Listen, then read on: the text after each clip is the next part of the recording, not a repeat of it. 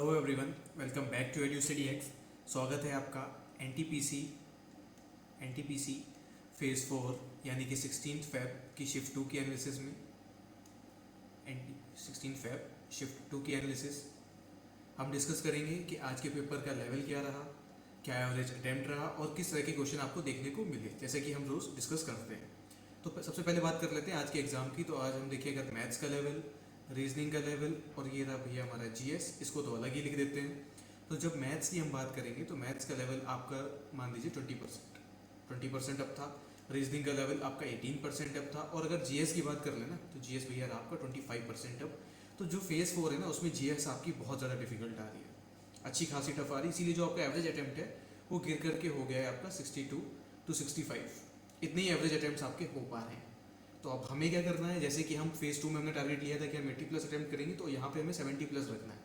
जब इस तरह की शिफ्ट्स आ रही है तो हमें 70+ का टारगेट लेके चलना है विद 95% नहीं या 90% प्लस एक्यूरेसी है, तो आपका काम हो जाएगा। आप अपना सिलेक्शन इंश्योर कर पाओगे, आप सेफ रेंज में आ जाओगे। लेकिन इतना तो करना ही है भैया, अगर आपको अपना सिलेक्शन इंश्योर करना है तो इतना तो करना ही है। अगर आपको बिल्कुल भी इफ्स एंड बट्स किसी भी डाउट से बाहर आना है तो इतना करके आना है। ये है आपका एवरेज अटैम्प्ट, इससे ज़्यादा करोगे, ये है आपका एवरेज अटैम्प्ट, इससे ज़्यादा करोगे तभी सिलेक्शन की उम्मीद रख सकते हैं आप।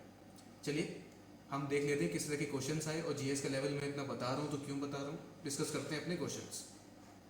शुरुआत करते हैं क्वेश्चन नंबर फर्स्ट, जो कि है आपका मैथ्स का। A person purchases bananas for 4 for ₹1 and sells 5 for ₹1। Find the profit और लॉस परसेंटेज। यानी कि एक आदमी ने क्या किया, एक आदमी ने 1 रुपये में 4 केले खरीदे। 1 रुपये में कितने खरीदे, 4 केले। 1 रुपये में 4 खरीदे और उसने बेचे कितने में, उसने बेचे 1 रुपये में 5 केले। 5 केले वो बेच रहा है। अब यहाँ से आप ये क्लियरली बता पा रहे होगे कि ये प्रॉफिट तो नहीं हो रहा है यहाँ पे, यानी कि लाभ तो नहीं हो रहा है, हानि ही हो रही है। ये जो पूरा ट्रांजैक्शन है इसमें हानि ही हो रही है, लाभ तो कहीं से भी नहीं हो रहा है। तो अब हम निकालते हैं कि उसका परसेंटेज क्या होगा। अगर आप देखिए तो इसका सीपी क्या होगा, 1 केले की हम यहाँ से कीमत निकाल सकते हैं, 1/4 कर देंगे आप। यानी 1 रुपये में अगर वो 4 खरीद रहा है तो 1 केले की कीमत कितनी हो गई, 1 केले की कीमत आप इजीली कह पाओगे, 1 केले की कीमत हो गई 1/4 रुपये, यानी कि 25 पैसा। 25 पैसा। और यहीं बेचे हमने कितने, 1 रुपये में 5 बेचे, तो आपकी कीमत कितनी हो गई, कीमत हो गई आपकी यहाँ पे 20 पैसा। 20 पैसा। अब हमें कितने की हानि हुई, हमें हानि हुई 5 पैसे की। 5 पैसे की हुई, कितने पे हुई, 25 पैसे पे। मैं सीधा सीधा इसलिए लिख रहा हूँ क्योंकि दोनों पैसे में, अगर रुपए में होते तो हमें पॉइंट लगाना पड़ता, बट हमें यहाँ पे पॉइंट लगानी नहीं है। 25 पैसे की हुई इंटू 100 कर देंगे। वरना आप यहाँ से एक चीज़ देख भी सकते हैं कि 1/5 है, 1/5 बराबर होता है 20% के। यानी 20% की क्या होगी भाई, आपको हानि हुई, आपको 20% की। तो ये था आपका क्वेश्चन। अदरवाइज हम कल से क्या करेंगे, कल से आपके लिए हम मैथ्स का भी एक अलग से वीडियो स्टार्ट करने जा रहे हैं। एनालिसिस के साथ ही साथ आपको कॉन्सेप्ट भी बताएंगे हमारे मेंटोर आकर के मैथ्स के, जो कि आपको कल से स्टार्ट होंगे। कल से हम वीडियोस प्रोवाइड करेंगे आपको। अभी हो सकता है कि आपको कॉन्सेप्ट इतना डीप नहीं समझ में आ रहा हो। अगर मैं समझाने बैठ जाऊंगा तो क्या होगा कि वीडियो काफ़ी ज़्यादा लेंदी हो जाएगा, और वो आपके लिए और हमारे लिए, दोनों के लिए नुकसानदायक है। हमें एनालिसिस जल्दी अपनी ख़त्म करनी है ताकि वीडियो लंबा ना हो और आप भी बोर ना हो वीडियो देखने में, और आपके टाइम का भी लॉस ना हो। इसीलिए मैथ्स में अगर आपको कॉन्सेप्ट समझने रहेंगे तो कल से एक अलग वीडियो आएगा, उसमें सारे क्वेश्चंस के कॉन्सेप्ट समझाए जाएंगे जो भी उस पूरे दिन में आए होंगे। यानी कि कल 17 फेब है, तो 17 फेब में जितने भी मैथ्स के क्वेश्चंस आए होंगे, जितने भी हमें मिल पाएंगे हमारी बेस्ट क्वेश्चंस, वो सारे के सारे हम आपको अलग वीडियो में प्रोवाइड करा देंगे विद कॉन्सेप्ट्स। चलिए आगे बढ़ते हैं। क्वेश्चन है आपका, right to property was repealed by which amendment act. यानी कि जो राइट टू प्रॉपर्टी था, संपत्ति का अधिकार, कौन से संशोधन द्वारा हटाया गया। यानी कि संपत्ति का अधिकार कौन से संशोधन द्वारा हटाया गया, तो वो भैया आपका हटाया गया था 44th amendment act. 44th amendment act मैंने अपने दिन आज जो आफ्टरनून में एनालिसिस थी, यानी शिफ्ट 1 एनालिसिस में भी मैंने कहा था कि आप अमेंडमेंट एक्ट्स पढ़ करके जाइए आपसे, क्योंकि अभी पूछे जा रहे हैं अमेंडमेंट एक्ट्स, पूछे जा रहे हैं अमेंडमेंट एक्ट्स। जब से फेज 4 शुरू हुआ है, चार शिफ्ट हुए अभी तक, चारों शिफ्ट में अमेंडमेंट एक्ट पर क्वेश्चन देखने को मिले हैं। अमेंडमेंट एक्ट्स जरूर से पढ़ के जाइए। अगर आपका कल मॉर्निंग में या परसों या फेज 4 में है एग्जाम, तो इसको आप ध्यान में रखिए इस चीज़ को। Next question, what is the full form of SGST. यानी कि एसजीएसटी का आपसे फुल फॉर्म पूछा गया था। एसजीएसटी का फुल फॉर्म क्या होगा, एसजीएसटी का आपसे फुल फॉर्म पूछा गया था। तो इजी है, state goods and services tax. State goods and services tax ये है आपका SGST का full form state goods and services tax. Basically आपको याद क्या करना है, आपको याद करना है GST का फुल फॉर्म। आपको क्या याद करना है, आपको याद करना है GST का फुल फॉर्म, जो कि है ये गुड्स, इतना हटा करके ये part goods and services tax ये। अब इसके आगे अगर सी लग जाएगा तो वो सेंट्रल हो जाएगा, central goods and services tax. अगर कुछ नहीं है तो खाली गुड्स एंड सर्विसेज टैक्स होगा। तो इस चीज़ को आपको ध्यान में रखना है। इस तरह से क्वेश्चन आपसे पूछे जा रहे हैं। Next question, what is the venue for winter Olympics 2020। ये देखिए अच्छा question, what is the venue for winter Olympics 2022, यानी कि जो शीतकालीन ओलंपिक आपके होंगे 2022 में, जो 2022 में आपके शीतकालीन ओलंपिक होंगे वो कहाँ आयोजित होंगे, वो कहाँ आयोजित होंगे, तो वो होंगे आपके बीजिंग यानी कि चाइना में। नेक्स्ट ओलंपिक्स जो शीतकालीन होंगे वो होंगे आपके बीजिंग चाइना में। नेक्स्ट क्वेश्चन, मैथ्स का question, A can finish a work in 15 days and B in 30 days। If they work alternatively how much time will they take to finish the work. चलिए मैं आपको हिंदी में समझा देता हूँ, हिंदी में हमने टाइप नहीं कर पाया क्वेश्चन। वो ये कि ए किसी काम को 15 दिन में करता है, ये 15 दिन में कर रहा है, बी उसी काम को कितने में कर रहा है, 30 दिन में, 30 दिन में कर रहा है। अब ये आपसे कहा जा रहा है कि ए प्लस बी ऑल्टरनेट काम करते हैं, यानी कि एक दिन ए काम करता है, एक दिन बी काम करता है, तो वो काम को कितने दिन में फिनिश कर पाएंगे। यानी कि पहले दिन ए काम करेगा तो दूसरे दिन बी काम करेगा, फिर तीसरे दिन ए करेगा, फिर चौथे दिन बी करेगा। इस तरह से आपका काम हो रहा है। तो फिर काम कितने दिन में खत्म होगा, आपसे ये पूछा गया। अब हम वैसे ही सॉल्व करेंगे जैसे कि करते हैं, डरना नहीं है हमें क्वेश्चन देख करके, ईजी हो जाएगा। देखिए कैसे, आपने देखा, आपने एलसीएम निकाली, सबसे पहला जो हम काम करते हैं एलसीएम निकाला 30। अब आपने देखा ए की इफिशिएंसी आपकी कितनी आ गई, 2, बी की आ गई 1। अब ये दोनों लेकिन साथ में काम नहीं कर रहे हैं, ये दोनों अलग अलग काम कर रहे हैं। एक दिन ए आता है, एक दिन बी काम करता है। तो आप अगर देखें तो 2 दिन में आप ये कह सकते हैं कि हमने 3 काम किया। 3 जो आपका काम है वो कितने दिन में हो रहा है, वो 2 दिन में हो रहा है। तो 30 कितने दिन में होगा, यहाँ 10 से मल्टीप्लाई कर दीजिए, यहाँ 10 से मल्टीप्लाई कर दीजिए, 20 दिन लगेंगे, आपका काम हो जाएगा। 20 दिन में आपका काम हो जाएगा। अगर दोनों साथ में काम कर रहे होते हैं तो हम दोनों को जोड़ के सीधा यहाँ पे 3 से डिवाइड कर देते तो आपका 10 आ जाता आंसर। तो ऑल्टरनेट काम कर रहे हैं, यानी एक दिन छोड़ के काम कर रहा है, इसलिए ये आया। नेक्स्ट क्वेश्चन, जीएस का क्वेश्चन हम बढ़ते हैं आगे। वेयर इज सबरीमाला टेम्पल, यानी कि सबरीमाला जो मंदिर है वो कहाँ पर है। तो सबरीमाला जो आपका मंदिर है वो है आपका केरल में, यानी कि केरला में है आपका सबरीमाला मंदिर। Next question, where is Kailash Parvat, Kailash पर्वत कहाँ है। तो कैलाश पर्वत आपका, अब ये थोड़ा सा कॉन्ट्रोवर्शियल आप कह सकते हैं क्वेश्चन, या कुछ भी कह सकते हैं। कैलाश पर्वत मेनली जो आपका है कैलाश मानसरोवर वो तिब्बत में है। आंसर आपका उत्तराखंड भी हो सकता है और चाइना में भी इसका कुछ पार्ट आता है। बट आपकी जो प्राइमरी आपका जो सिलेक्शन होना चाहिए वो फर्स्ट प्राइमरी अगर हम बात करें तो आपका तिब्बत होना चाहिए। सेकंड में आप यूके यानी उत्तराखंड यूनाइटेड किंगडम मत समझिएगा, और थर्ड है हमारा चाइना। नहीं, आप इसको लंदन समझ करके टिक कर दें अगर ऑप्शन नंबर 10 में आ गया तो।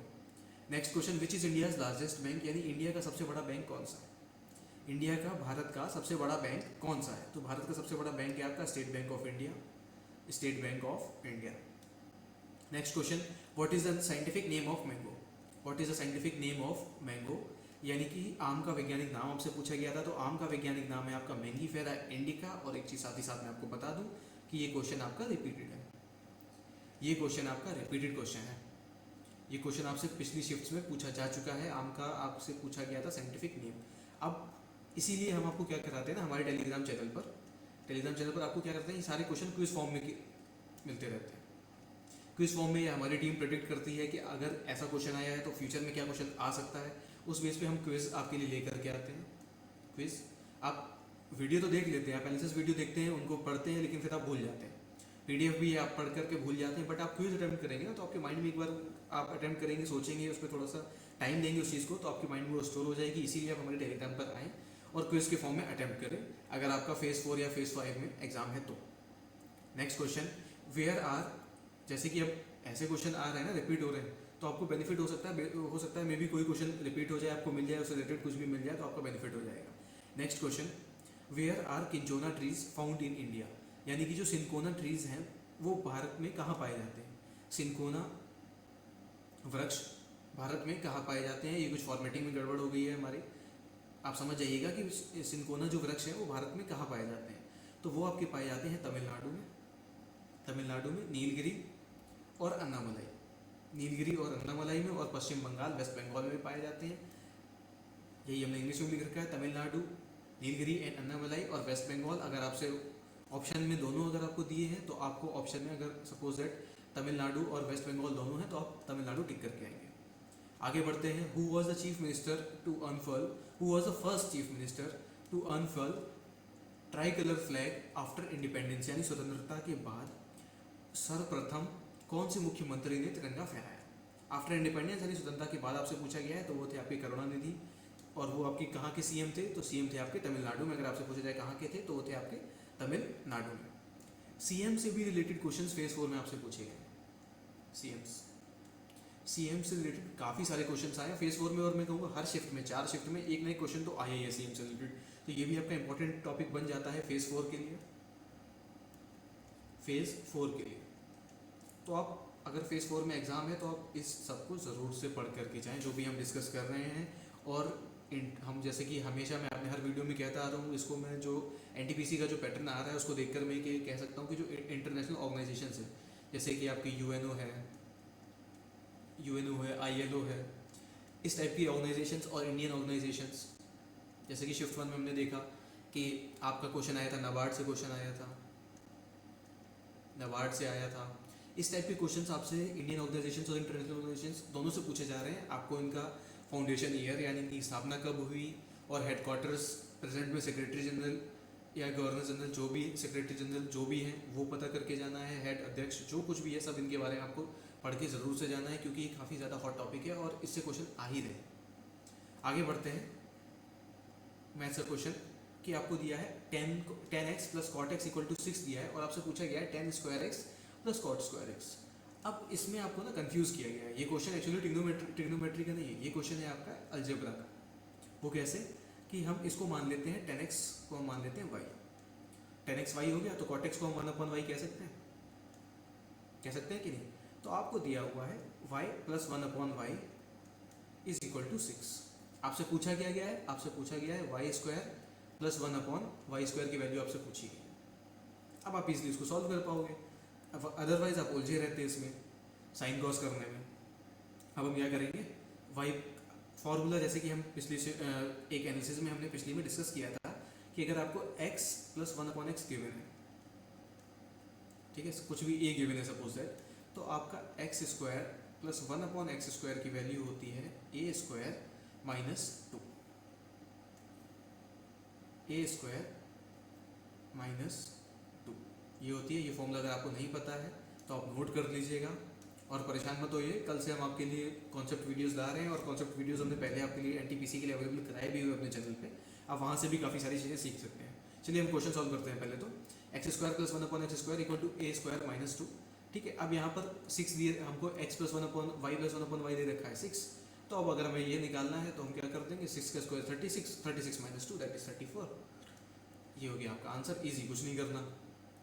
नेक्स्ट क्वेश्चन ट्रिग्नोमेट्री का एक और question, tan 1, tan 2, tan 3, tan 89, इसकी आपको वैल्यू बतानी थी। अब आप क्या करोगे, इजी आप ये कर पाओगे कि आप देखिए हम क्या करते हैं, इसको चलिए ऐसे करते हैं, tan 1, tan 2, tan 3 dot dot dot dot बीच में कहीं tan 45 आया होगा, डॉट डॉट डॉट tan 88 और tan 89।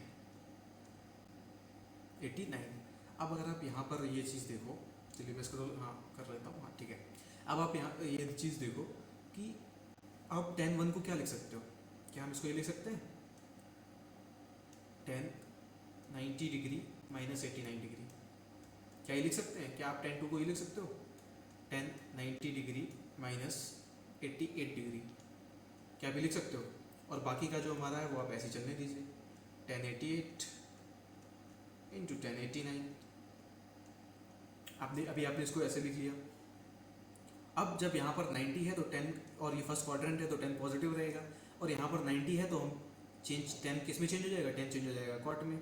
तो क्या हम इसको कॉट 89 लिख सकते हैं, ये कॉट 88 हो गया।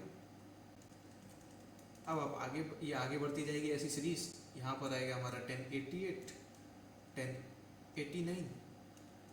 हाँ चलिए अब हम रेड पेन से करेंगे, अपनी पसंदीदा पेन से। तो ये और ये आपस में कैंसिल होके 1 बन जाएगा, सेम ये और ये कैंसिल होके 1 बन जाएगा। ऐसी जितने भी आपके पेयर्स बनेंगे ना वो सब कैंसिल होकर 1 बनते जाएंगे, और बीच में कहीं आपको 1045 मिल रहा होगा, 1045, और वो पता ही सबको कि 1 होता है, वो कितना हो जाता है, वो हो जाता है आपका 1। तो अब कुछ नहीं बचा क्वेश्चन में, आंसर आपका सीधा आ गया 1, सब 1 बनता जाएगा, 1 into one into one into one बराबर 1 हो गया। अगर प्लस होता तो एक बार को हमें सॉल्व करना पड़ता थोड़ा सा, वो भी काफ़ी माइन्यूट सी कैलकुलेशन करनी पड़ती, इजीली आंसर निकलता। और मैं बता दूं कि ट्रिग्नोमेट्री के जितने भी एनटीपीसी के ट्रिग्नोमेट्री से रिलेटेड जितने भी इंपॉर्टेंट कॉन्सेप्ट, ट्रिग्नोमेट्री के जितने भी एनटीपीसी से रिलेटेड इंपॉर्टेंट कॉन्सेप्ट्स हैं, या जो क्वेश्चंस पास्ट में आ चुके हैं एनटीपीसी में अभी के एग्जाम्स में, फेज फर्स्ट हो आपका, चाहे फेज सेकंड हो, चाहे फेज 3 हो, उसके वीडियोस ऑलरेडी अपलोडेड हैं हमारे चैनल पर, आप जरूर से उनको विजिट कीजिए। देखिए, हो सकता है फेज 4 में आपसे कुछ क्वेश्चंस वहीं से पूछ लिए जाए, और पूछे जा रहे हैं, कोई ना कोई क्वेश्चन डेली हमारे कॉन्सेप्ट से आ ही जाता है। नेक्स्ट क्वेश्चन आपसे पूछा गया कि स्टडी ऑफ जीन्स, यानी कि जीन्स की स्टडी को क्या कहते हैं, तो वो आपका कहते हैं जेनेटिक्स। क्या कहते हैं, जेनेटिक्स। ये साइंस का क्वेश्चन कम, इंग्लिश का क्वेश्चन ज़्यादा था, 1 वर्ड सब्स्टिट्यूशन था ये। यानी कि जो जीन्स की स्टडी होती है उसको क्या कहते हैं, उसको कहते हैं जेनेटिक्स।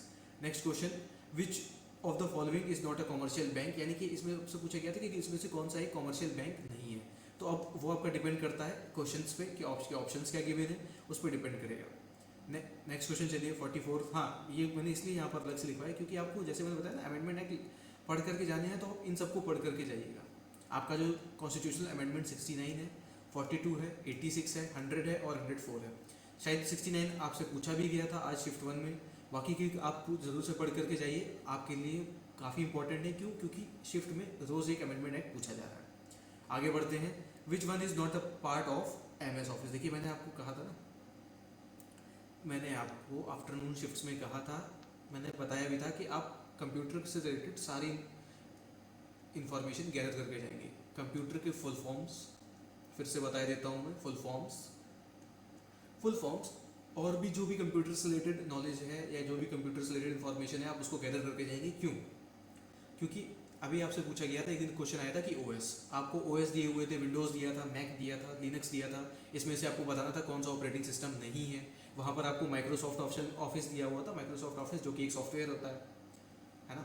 आज आपसे पूछा गया which one is not a part of MS office, तो अब आप अगर कंप्यूटर थोड़ा बहुत पढ़ा है तो आपको पता होगा एक्सेल, वर्ड, पावर पॉइंट, ये तीनों माइक्रोसॉफ्ट ऑफिस का ही एक पार्ट है।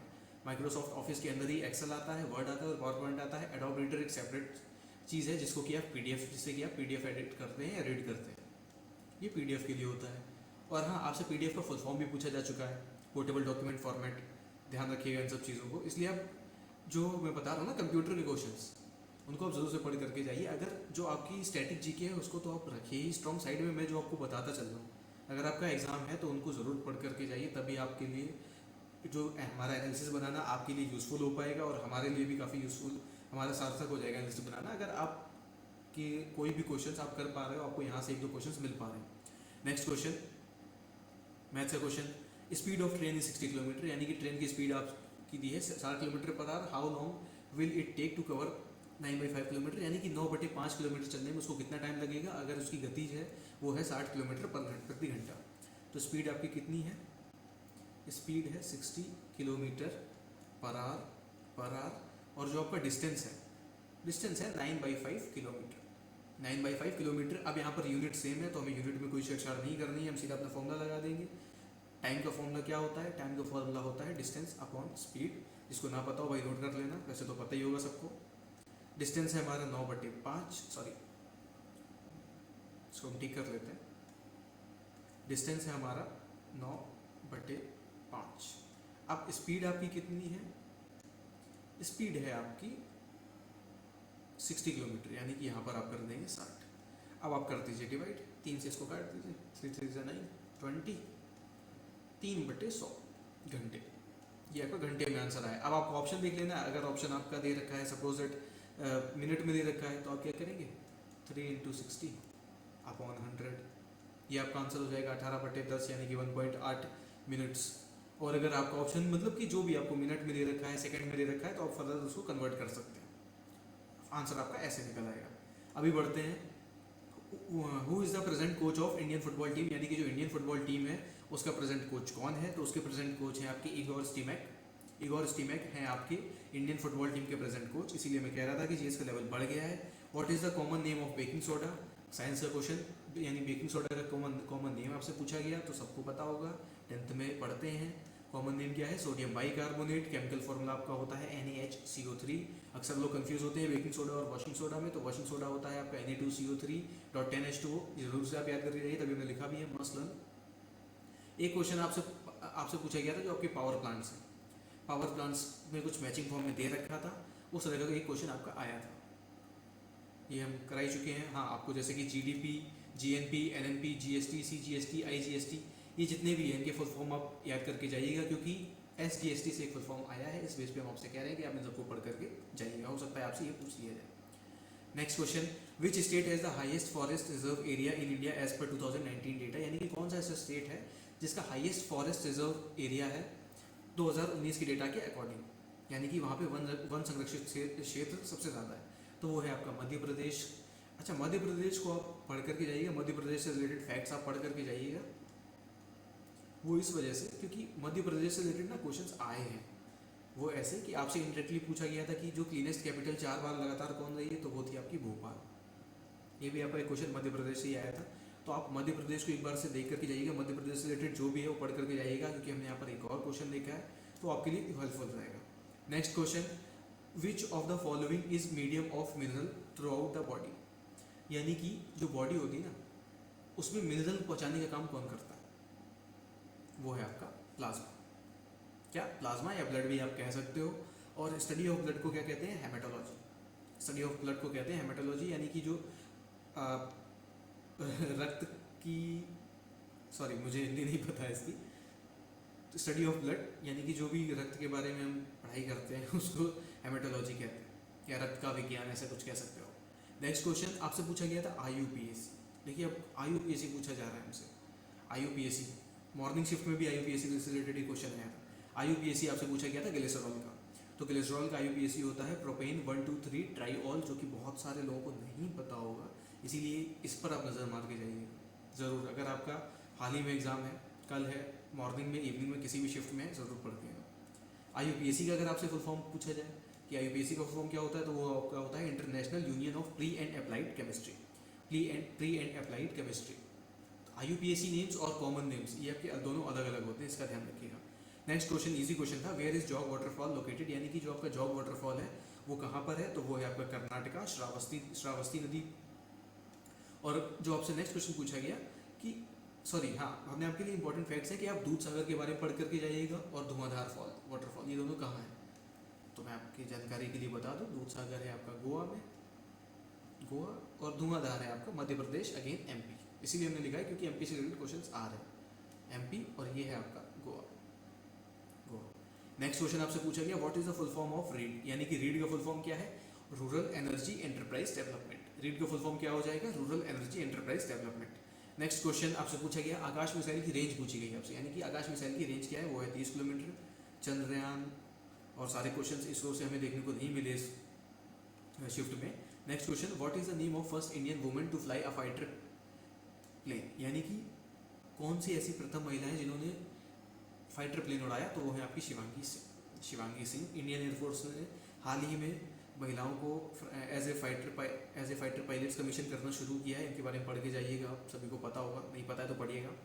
तो next question, the first country in Asia to reach the moon's orbit, यानी कि चंद्रमा की ऑर्बिट में पहुंचने वाली पहली कंट्री कौन है एशिया में, इस पे ध्यान देना है इनको, एशिया की बात की जा रही है यहाँ पे, तो वो कौन है आपकी, तो वो हमारा खुद का देश है, दैट इज भारत, जिसमें हम रहते हैं, भारत, इंडिया है। Next question, which state has the highest literacy rate as of 2018, यानी कि 2018 के अकॉर्डिंग कौन सा ऐसा स्टेट है इसका हाईएस्ट लिटरेसी रेट है, तो वो है आपका केरला। क्या हो जाएगा आपका आंसर, आंसर आपका होगा केरला, केरला का हाईएस्ट लिटरेसी रेट है केरला। तो हमारा आज का आंसर्स वीडियो यहीं पे खत्म होता है। जो भी हमने क्वेश्चन डिस्कस किए हैं इनका अगर आपको PDF चाहिए तो वो आपको टेलीग्राम चैनल पर मिल जाएगा, और टेलीग्राम का लिंक आपको डिस्क्रिप्शन में मिल जाएगा, टेलीग्राम का लिंक आपको डिस्क्रिप्शन में मिल जाएगा। वहाँ पर हमने जैसा कि अभी बताया आपको कि क्विजेज हम लाते रहते हैं, जो भी क्वेश्चन आपके हम एनालिसिस में डिस्कस करते हैं उसके क्विज हम आपको प्रोवाइड कराते हैं, और भी बहुत सारा स्टडी मटेरियल आपको मिलता है। हमने हाल ही में GS की PDF डाली है, यानी कि फेज़ 1 से फेज़ 4 में फेज़ 1 to 3 जितने भी क्वेश्चन आए उन सबको हमने कंपाइल करके उसका एक पीडीएफ बनाया है और उसको आपके लिए अवेलेबल कराया है, तो वो आपको टेलीग्राम चैनल पर हमारे मिल जाएगा। अगर आपको चाहिए तो आप ज्वाइन कीजिए और ज़रूर से उसको डाउनलोड कीजिए, पढ़िए, क्योंकि काफ़ी सारे क्वेश्चंस रिपीट हो रहे हैं। जैसे कि मैंने आपको मैंने ऊपर ही डिस्कस किया कि 2-3 क्वेश्चन हमारे रिपीटेड हैं जो हमने आज की शिफ्ट में डिस्कस किए, तो आपके लिए काफ़ी ज़्यादा बेनिफिशियल हो जाएगा। और जो हमारा टारगेट है ना 70+, इसके आप काफ़ी नज़दीक पहुँच पाएंगे यहाँ से। ठीक है फ्रेंड्स, तो हम वीडियो को यहीं पे एंड करते हैं, ज़्यादा लेंथी नहीं करते हैं। आपको मिलते हैं हम कल की शिफ्ट 1 यानी 17 की शिफ्ट फर्स्ट के एनालिसिस में। तब तक के लिए बाय बाय, गुड नाइट।